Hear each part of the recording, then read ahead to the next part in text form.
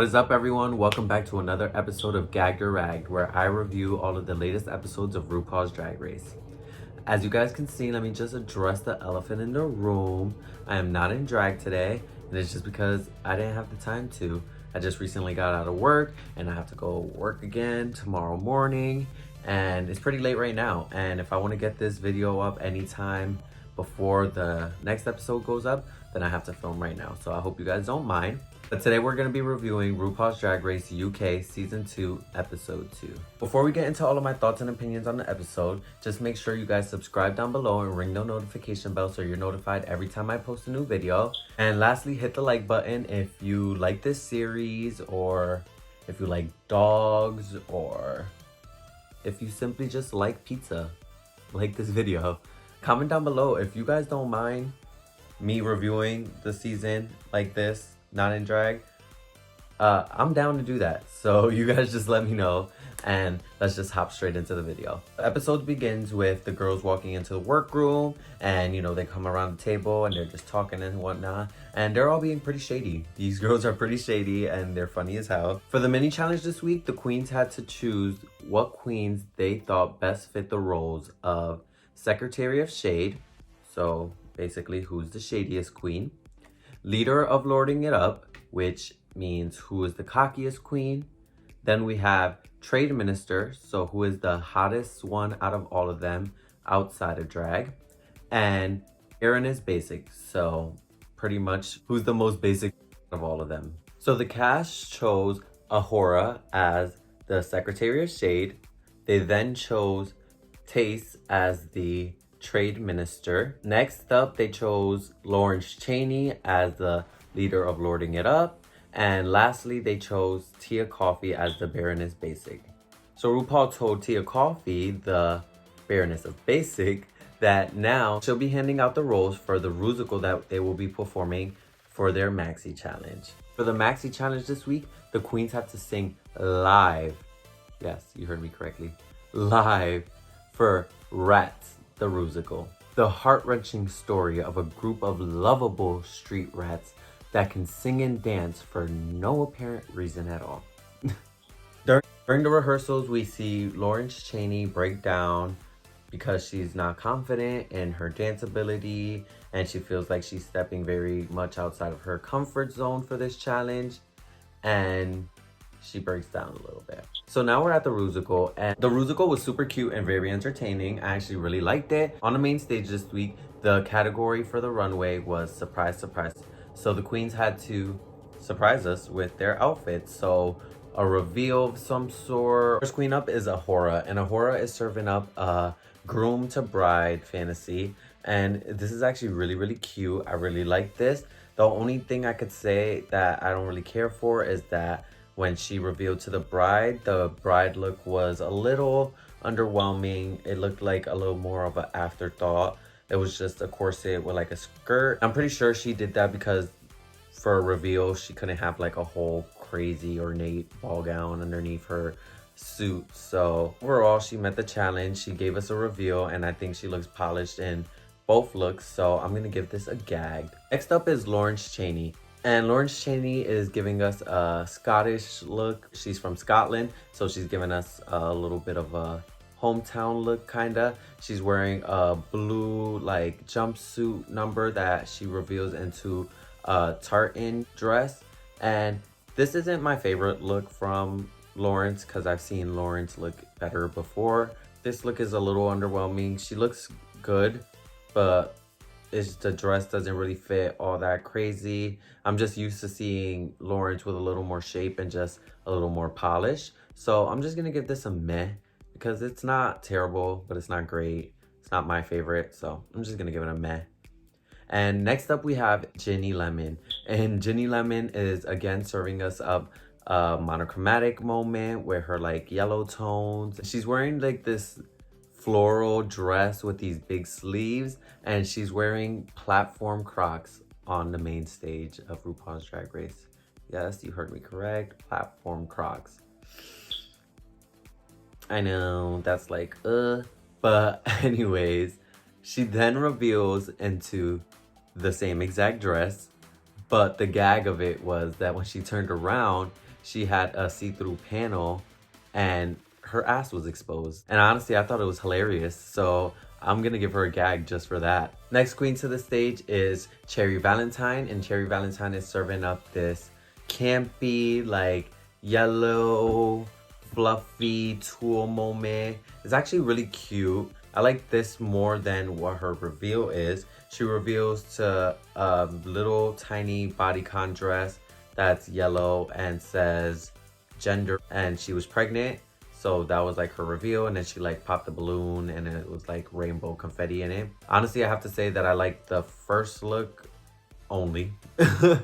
So this look is just gonna get a ragged because it didn't really meet the challenge. Like, yeah, she gave us a little bit of a reveal, but it wasn't really a good reveal. It was pretty expected and not really exciting. Next up, we have Tia Coffee to the stage, and Tia Coffee is serving up a leather daddy with this like printed body on a little bodysuit. And I just have to say that this look is cool and like campy and fun, but I think it would have been even better if her hair was in, say, like a leather hat or like a leather beret or something. I don't know, just like to really make it like a leather daddy, because she just came out in a wig and like, you know, obviously it just, I don't know, something about it I just didn't really care for.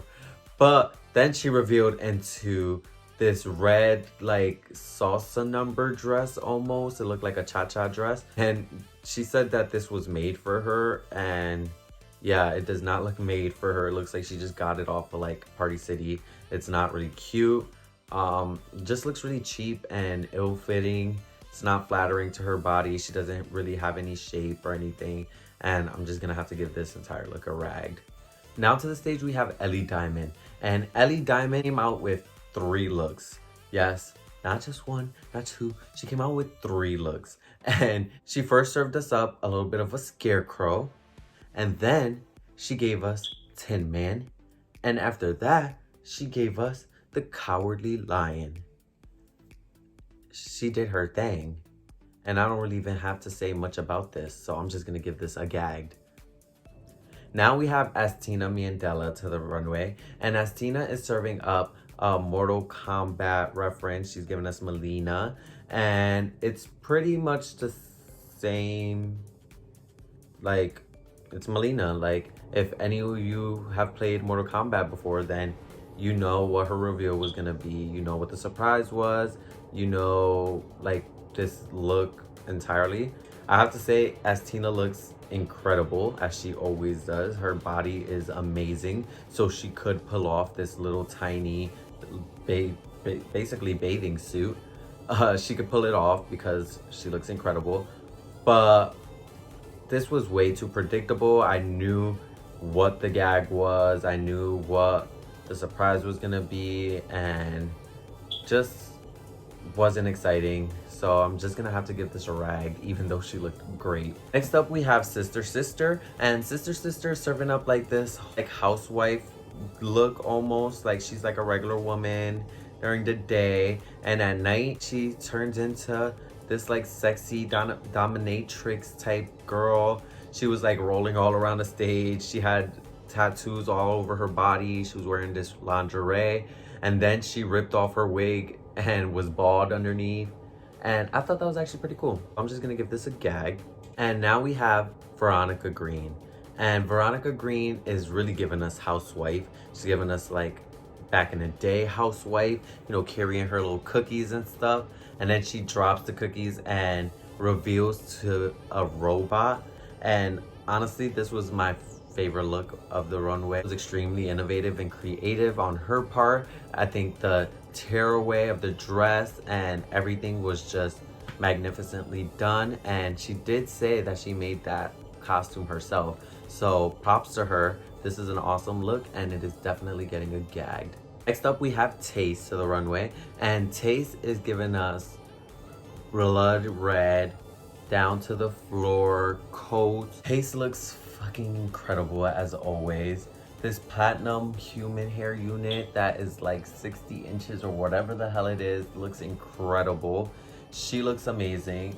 Her reveal was a little confusing and a little underwhelming just because everything was red. Transitions of her taking off her jacket to then being into the bodysuit wasn't that great.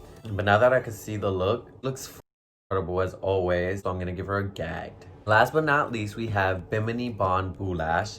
And Bimini is giving us this corset number with this like wig that looks like almost like a bowling pin. I think it looks really awesome. And her corset is made out of canvas and she has all these black balloons tied onto it. And when she walks down the runway, her surprise was that she would pop all the balloons and it would paint the canvas. It sadly didn't work out in her favor, but I did think that this was a really cool idea and she looks really, really good. It's like a really high fashion look. And although her gagged on the stage didn't really make it, I think she looks incredible and this look is really good. So I'm just gonna give this a gagged. So the two bottom queens today are Taste and Cherry Valentine. And they had to lip sync to a very slow, like emotional song. So there wasn't like a lot for them to perform to. Their performance really had to be an emotional, like strong lip sync. And Taste delivered that down. She looked incredible. She did not break character, not in one moment. And she really just looked phenomenal. Like I can't get over her. Like I literally was obsessed and was just like staring at her because she looks so damn great. So Taste won the lip sync and unfortunately Cherry Valentine had to leave the competition, and I'm actually very sad about that because I feel like Cherry Valentine had a lot to offer. She's extremely creative and her looks are to die for. Pretty sad that she had to leave the competition so soon, but that's the name of the game, so step your pussy up. All right, you guys, so that is all for the episode today. I hope you guys enjoyed listening to my opinions. I hope you guys liked the episode. I hope you guys don't mind that I'm sitting here with no makeup on. I just hope you guys are okay. Please make sure you guys subscribe, like this video, comment down below, comment down anything. Let me know what I can do to improve my videos, whatever the case may be. Ring the notification bell so you're notified every time I post a new video. And I hope to see you guys here for the next one. Good night.